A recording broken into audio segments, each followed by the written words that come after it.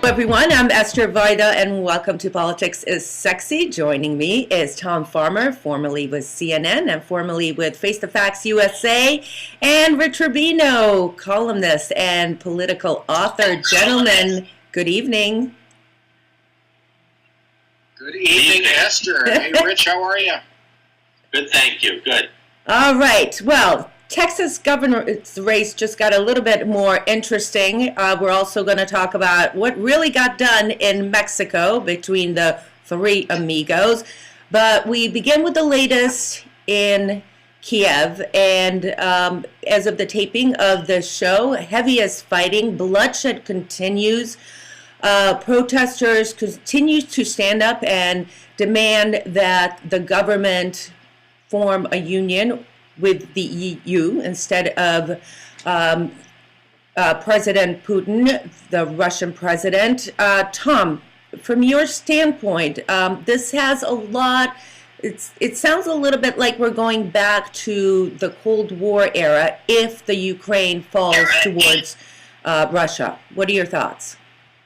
Well, it's a pretty classic proxy fight, you know, and if you go back 50 years to people debating the fate of Vietnam and wondering why that Vietnam became such a showdown, it's because of the old domino theory that if it fell to one camp or the other, if Vietnam goes communist, Southeast Asia goes communist, and then the whole hemisphere goes communist, and boy, we got a problem.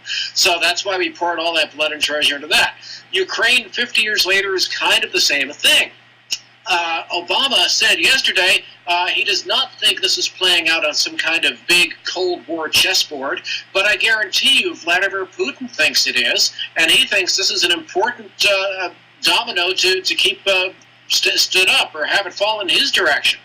He views their wanting to align with the EU as a fatal or critical blow against what's left of the Russian alliance. And Putin he mourns the loss of the Soviet Union, and he never quite accepted that the thing blew up 20 years ago and 25 years ago, and he's now trying in a quiet way to reassert some of that bloc politics that characterized the whole Warsaw Pact story. And we will see how it goes, but he obviously puts a lot of faith in this issue, enough to withstand all this carnage. Rich, put this into a historical perspective, and Ukraine's position and geopolitical space or location is extremely important. It's been called the bridge between the old Soviet Union and Europe. It has some key minerals of 45 million people, a pretty large size country. What does this really mean for Putin, and what does the West lose from this? Yeah, there are actually, I mean, Tom was talking earlier about how there's, some, I guess, there's some good feelings still for the Soviet Union. I think that's true. If you look at the poll numbers for Mikhail Gorbachev, for example, whose perestroika program and glasnost really was one of the linchpins in terms of the destruction of the Soviet Union. His approval rating in Russia is under 10% right now. I know he's seen as a hero in the United States, but in Russia, if he were to run for president of Russia and he got 3%, that would be good polling for him. That just shows that there's still people in Russia that that harken back to the good old days of Uncle Joseph Stalin. But I think what happened in terms of George H.W. Bush right around the end of the Cold War in 1991, one thing he wasn't doing, he wasn't really celebrating, and he actually went to Kiev and he spoke and he kind of warned Kiev about the possibility of kind of leaving the arc of the former Soviet Union and Russia, and kind of, as opposed to, he talked about, he kind of warned against nationalism. I think that it's, Mark Twain says history doesn't repeat itself, but it rhymes. I think that is kind of what we're seeing here. What we're seeing here to a certain degree. We're certainly not seeing Russia. Russia certainly is still not communist. If anything, you could argue it's more of a plutocracy more than anything else. But they still do want some of their former Soviet satellites. And I think that one of the biggest mistakes going back to '91 that the U.S. made, and a lot of this was George H.W. Bush, was not inviting Russia into NATO, trying to say, okay, Russia, now that it's no longer the Soviet Union, we're no longer necessarily in competition with you. Why don't we all come in and kind of hold hands, Jinko Mian, come into NATO? As a result, we still kind of have this we still have this kind of up and down vicissitudinal relationship with Russia. And I think as soon as we expand NATO, for example, the Ukraine, Hungary, all these other countries, we're basically we're in many respects defending Russia, and they still see. Yep. So, but I want to stay with this question of what do we lose and what does Russia gain with this property or with this location, Tom? If Russia prevails here, and that's what the Ukrainian leadership wants, it is seen as a shot at a return to former glory, a chance to expand the sphere of influence once more. So it's as much psychological as anything else. The United States or the European Union do not depend on Ukraine for terribly much. As Rich says, they have some minerals. They are an interesting financial haven in some cases, and they're the source of a lot of malware and phishing emails for people like us. But they're not a critical industrial ally or much of anything else. This is a psychological story. Look, it's been 25 years since the Soviet Union fell apart on Christmas Day 1989. They have not been great years for the Russian people. There was a lot of nostalgia for the time when they were a superpower and everything worked. And Putin, as much as anyone, is promising to make good on that nostalgic vision. For the Ukraine to fall towards the West, I think would be a solid indication to the Russian people that it ain't happening. Why do you think this has been going on? These protests started a few months ago and they just reheated up, and it sounds like, geographically the country is divided between right down the middle, west versus east. What's the disconnect? Why wasn't the country able to be united? I know there's been some claims that President Yanukovych may be corrupt. Tom, you mentioned that they're not doing good. What do you think is more at the root of this? Well, I think it's economic fortunes. If you were standing in the middle of Kiev, or if you were running a cupcake store or a small business in Kiev, and you looked at 25 years of economic muddling along in Russia and prosperity and advances and a solid industrial base in Europe, where would you want to throw your hat? This is simple. This is economic democracy in action. There's been questions about whether the United States or other countries should go in there and get involved.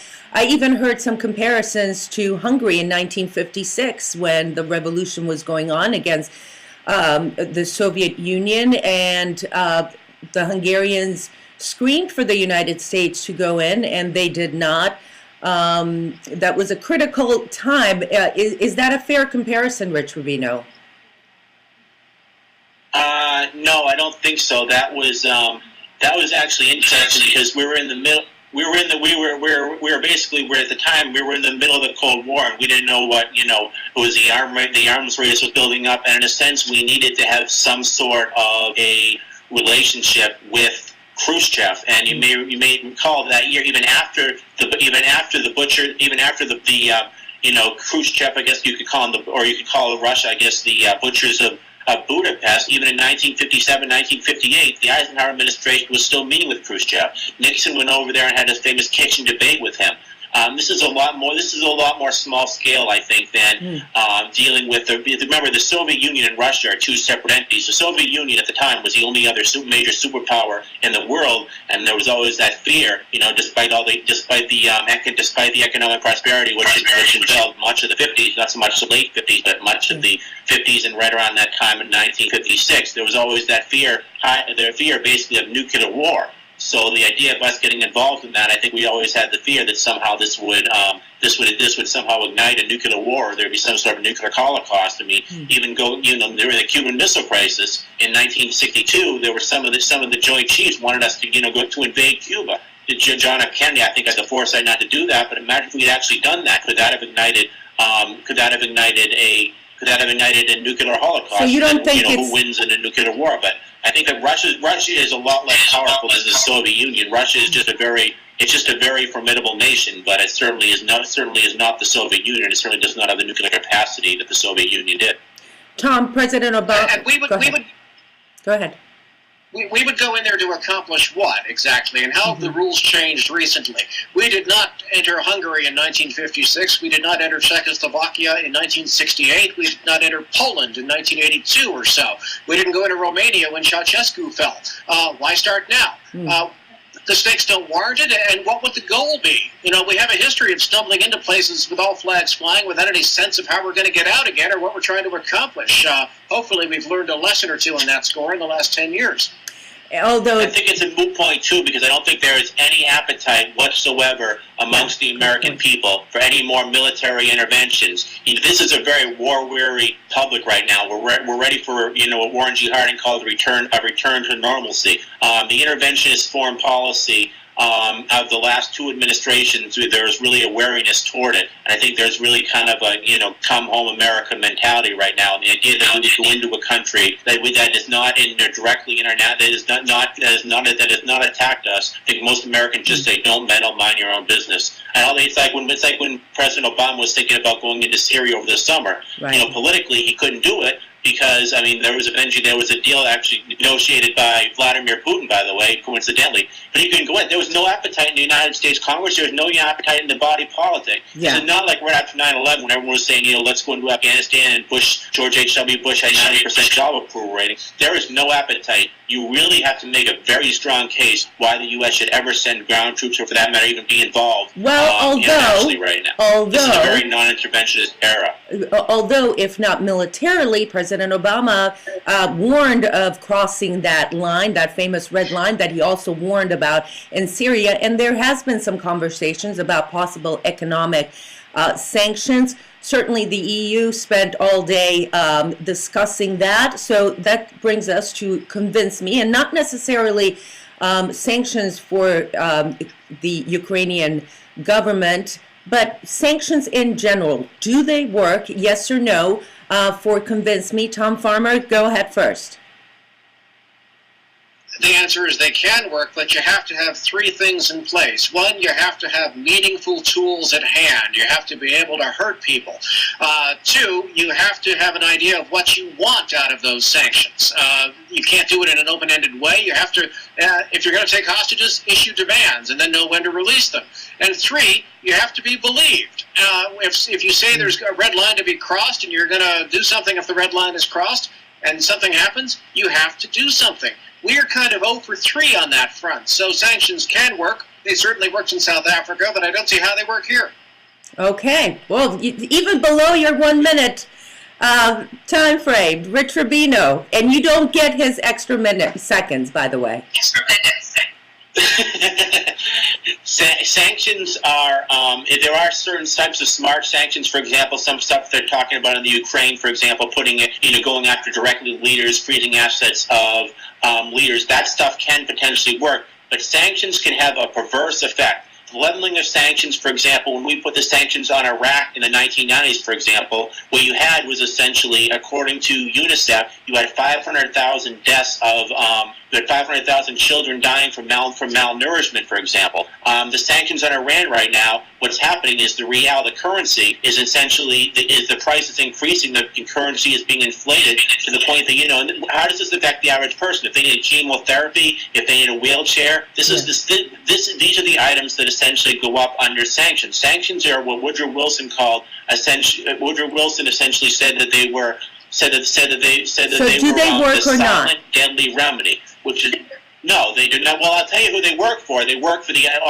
more times than not, they work for the leaders that we're trying to we are trying to level the sanctions against. Okay. To work for them, so they can use them to blame their predicament on the United States. Say, well, the United States is the one that's putting all these sanctions on you. And look at Cuba, for example. If you talk to Cuban people, a lot of them will blame the United States for their problems in Cuba right now, and they'll say, well, it was the embargo. And I think that's how the Castro regime has been able to maintain power for so long. Okay. They have a countervailing effect. Rich, you're going into negatives right now. Tom Farmer, you've convinced me. It's got to hurt. It's got to hurt somehow. Okay, I want to ask you guys one final question about this situation. Let's think or pretend that perhaps Ukraine does fall back into Putin's hands. And somehow the Soviet Union in its small little pieces starts rebuilding. How do you see the power play between the United States, China, another giant, and Russia and the Soviet or the new Soviet Union or whatever you want to call it, the new Russia, work out? Where do you see that come out and play, Tom? Well, I think we have an economic rivalry with China and a political rivalry of influence with Russia. And the Chinese rivalry, I don't think, enters into this equation. No matter which way Ukraine falls, it's not going to affect our economic relationship with Beijing. What it will affect, if Ukraine falls Russia's way and Putin reasserts himself and they put down the insurgency, is our further deteriorating relationship with the Russian sphere and prospects of the famous relationship reset that Obama promised in his first term continue to dim. I think that Putin has a measure of contempt for the current U.S. leadership. Don't think he takes us very seriously. Yeah. And if he gets Ukraine back, he certainly doesn't take popular opinion seriously. You know, he's not going to listen to the insurgents in the streets of Kiev. If he gets Ukraine back and battens down the hatches there, it's just going to be a further sign of waning U.S. influence in the region. Okay. Let's move on, you guys. And I just want to spend a few minutes on this because the three amigos, Canada, Mexico, and the United States leaders met in Mexico to talk about a host of things, including immigration, climate change, trade agreements, the pipeline. A few seconds from each one of you guys. What do you think are some of the main points that came out from that summit? Rich, go first. How unpopular the North American Free Trade Agreement is in the United States. Apparently, even President Obama kept saying that, during the campaign in 2000, even Hillary Clinton was saying that we needed to somehow fix NAFTA. Never really got around to it. Now that they're meeting, he's getting questions about NAFTA. Essentially, it hasn't been effective, and he's saying that that if we do the Trans-Pacific Partnership, we're going to need to look at some of the mistakes we made in NAFTA. And my question is, where are all the exponents of NAFTA in 1994? Where are all the organizations coming out saying that this is a great agreement? I haven't heard Bill Clinton. I haven't heard anybody who was really a big exponent of the agreement in '94 coming out and saying anything positive. They basically have conceded the argument to the opposition right now. Tom. Well, I think it exposes the administration's continuing indecision over key issues like Keystone and the prospect of repairing NAFTA, and the other leaders' increasing irritation with our inability to make our minds up. Stephen Harper, Prime Minister of Canada, is said to be pleading with Obama to come up with a decision on the Keystone Pipeline, a great big issue for Canadians. Yeah. And as for the Pacific Rim Trade Agreement, which Obama has characterized as an opportunity to, quote, fix NAFTA and repair its imperfections. And not a lot of people believe that, especially in Obama's own party. There are Democrats who keep calling it NAFTA on steroids. If you were upset with NAFTA 20-something years ago, you'll be really upset with the Trans-Pacific Partnership, which seems to take the NAFTA philosophy and broaden it across the entire PAC Rim. Democrats say it's a giveaway. It's a one-way deal. It's more of the same. It's big trouble, and Obama seems to be ignoring them. So the hidden message of the summit is the gulf that's widening, not only between our guy and the Canadian and Mexican leadership, but between our guy and his own party when it comes to trade policy. Yep, as I said earlier, history doesn't repeat itself, but it does rhyme. This is exactly what happened back in 1994. Bill Clinton got NAFTA passed with mostly Republican votes. He was working with Bob Dole, Newt Gingrich, Bob Michel at the time. This is exactly what President Obama has to do. And it's interesting, in both cases, in 92, Bill Clinton didn't really run on NAFTA. He said he'd fix it when he was asked, and then it became a huge priority, a flagship issue for him after the Budget Reconciliation Act in 1993. Barack Obama, when he ran for re-election, did not even mention this trade agreement. Now, if he wants to get this passed through, and if through a very incredulous United States Senate, this is going to have to be a huge issue for him, and he's going to have to spend a lot of political capital on something he didn't really campaign for, and that his base certainly is not favorable to. Interesting dynamic.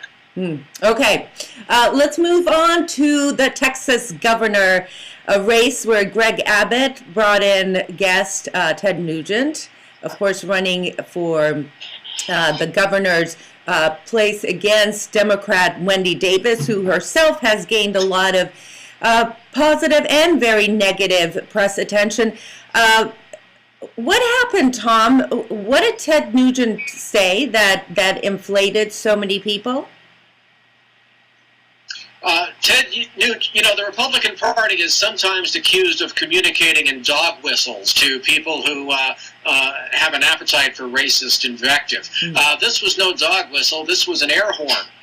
Ted Nugent called the President of the United States a subhuman mongrel, which is some of the same language the Nazis used to use to describe the Jews. It's the most repellent invective you can imagine. And it seems to have a certain audience in the state of Texas, and to some extent other places. But it's the kind of thing that any decent thinking politician would run 100 miles from immediately. And the Nugent remarks don't seem to have upset people until the mainstream media got a hold of it, and now there's a kind of a firestorm. But it certainly points out the GOP's lingering affection for a certain style of rhetoric and a certain kind of shameless, repellent invective, which is designed to appeal to some of the last of the Mohicans out there, angry white men who think the country is being stolen. And they can't seem to understand that if you'd let go of that and condemn this stuff, you'd probably earn 3 times as many votes from more reasonable people. Rich, why do politicians continue to bring in Ted Nugent? He has a history of saying very inflammatory things, calling female politicians whores and other bad names. Why rely on him? Didn't Greg Abbott know about this? Yeah, well, apparently I don't know if he did know it or not. It was released. He said it about a month ago, but it was released essentially one day before his appearance. But you got to notice one thing about the politicians who are appearing with Greg Abbott. These are not. This is not Olympia Snow in Maine. These are not moderate. These are not moderate or even establishment Republicans. These are people who run essentially on the most conservative line of the Republican Party. Bob Barr has had him campaign with them. You don't necessarily see a lot of establishment Republicans that come from districts where they actually have to compete for independent Democrat votes. What you see is a lot of these people are running in places like, in Texas, for example. I mean, Mr. Abbott wants to get some of the most conservative factions of the party, the people who supported Rick Perry last time in the primary against K. Billy Hutchinson and Carol Strayhorn, for example. He got a lot of that with some of the most conservative aspects. If you're going to places like if you're going to Amarillo, or you're going to West Texas, you're some of the most conservative parts of the entire country, and they want to get as many of those people to come out in the general election to vote. And anything negative that you can say about Barack Obama, I mean, it does play well. It doesn't play well necessarily with moderate Republicans, with establishment Republicans. Certainly not in the Northeast, but there are parts of the country where Ted Nugent does play well. I mean, you bring Ted Nugent to Massachusetts to campaign for Republican, it's political suicide. Then again, you bring not a good idea. A rural part of Texas, it's a lot different story. Okay. This is a very divergent country when you think about the difference between, West Texas and, say, San Francisco, for example. Okay, so Wendy Davis also has been in the spotlight, first because of her marathon filibuster against Governor Rick Perry and an abortion bill. But lately there's been some questions about her background and the validity of how she, as a so-called single mother, got herself through school. So, Tom, what are some of those other questions that are being raised about her background? Well, the fact is that this Nugent thing is a huge gift for Wendy Davis, because a week or 10 days ago, everyone was talking about the fact that she fudged her resume, she made some things up, she wanted people to think it was more rags to riches than it really was, and she had minimized the role of her husband in getting her education and raising her family to make it look like she was Superwoman. So she was abashed at best and maybe a little bit disgraced by the revelations that she had fudged some of these timeline points. Now all that is pretty much under the rug, and everyone's talking about what a Nazi sympathizer Ted Nugent is, and in big trouble for the Republican side. So in politics, it's always who had the most recent scandal. And Wendy's scandal is now 2 whole weeks old. It has been eclipsed by this curtain of invective that Nugent is unleashed. So Wendy's in a lot better shape. Okay. Yeah, every time I think of Wendy Davis in terms of this scandal, my mind keeps for some reason racing back to John Edwards when he's running for president. No matter where he'd go, he'd say, "My father worked in a mill all his life." He never mentioned his father ended up running the mill. General Mills. Yeah. Good point. All right, and let's move on to the final topic, and that is the president's race, which is, 2 years away, but we're all already talking about it. Just the field just got a little bit bigger with some well-known names like Joe Scarborough, co-host of Morning Joe on MSNBC, hasn't ruled out that he's running. Rich, what do you make of that? Yeah, it's funny. I remember I talked to somebody who had worked for him when he was in the House, and I met him about 3 or 4 years ago when I was talking to him just randomly and set up a conversation with him. He said, "Oh yeah," he said, "Joe's going to run for president someday." And I was thinking, he's out of politics. I was thinking, he basically says everything. He's a media personality. He's willing to basically say everything on the air, and he's offending a lot of people when he's on the air. So I'm saying, that's kind of hard for me to believe that he would, wage some kind of a quixotic campaign. But in a sense, it makes somewhat sense because he has established himself, if you watch that show, is kind of what's left of kind of the John Huntsman wing of the Republican Party, a conservative, a very fiscal conservative, for example, but somebody who does not necessarily subscribe to the kind of us versus them mentality. That the kind of the invective of the right wing. For example, he's very willing to listen to people on other sides. For example, the Democrats. So I think he's basically going to try to run. I think the way John Huntsman did in 2008 and 2012, and in a sense run against his party's more extreme elements and kind of trying to rein it in. I actually think he'd be a pretty interesting candidate. Yeah, Tom, what do you think? Especially if everyone else is running to the right. I think there's a market opening for Joe Scarborough. Sure, he stands for civility. He doesn't feel the need to excommunicate people. He upset some folks on his MSNBC program, but he's not a polarizing character the way Rush Limbaugh is, or a truly conservative right-wing broadcaster. And he runs sort of a congenial roundtable with a bunch of liberals and conservatives and all kinds of people. So. Boy, you could do worse. Ideologically, the Republican Party is short on embracing civil figures and long on extreme invective right now, and they could sure stand someone in that debate, even if he doesn't win, just to make the conversation more palatable. Anyone else? Another thing he'd do is I think he really had kind of a positive message. I think you saw, for example, the Jack Kemp message in 1988. You saw him in the debate.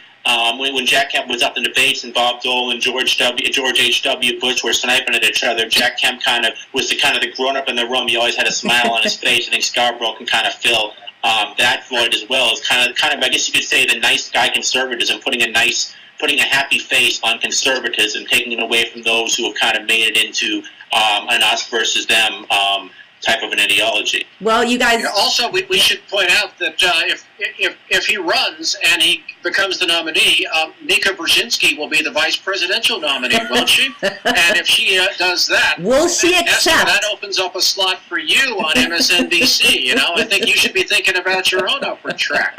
The ripple effect. The ripple effect, of course. All right. The good news is that we have Morning Esther.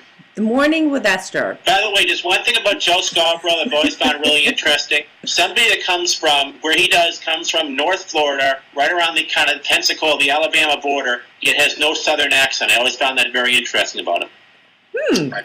Okay. We were coming up to our final minutes. Rich, you can add whatever you want in your final minute of what am I missing? What are we not talking about? Tom, you convinced me, so go ahead first. Just add one little thing. Senator Ted Cruz gave an interview to CNN today with Dana Bash, and she asked him about this Ted Nugent thing and gave him an opportunity to distance himself from this cesspool of invective and sadness. And Cruz would not rule out campaigning with Ted Nugent. He said, well, I haven't campaigned with him yet. You don't want to run 100 miles, you're this? You want to still try to play footsie with the guy, and it's a measure of the depravity of some of this positioning that people are especially Senator Cruz, are not ready to completely disqualify Ted Nugent from public discourse. Very interesting. Rich Rubino. I've been talking on previous shows about, beginning really in 2010, the dissolution of conservative Democrats in the House. Right now in the Deep South, there is one Caucasian Democrat in the House of Representatives. In the Deep South, and that is John Barrow of Georgia. As conservative Democrats are essentially either lose, switch parties.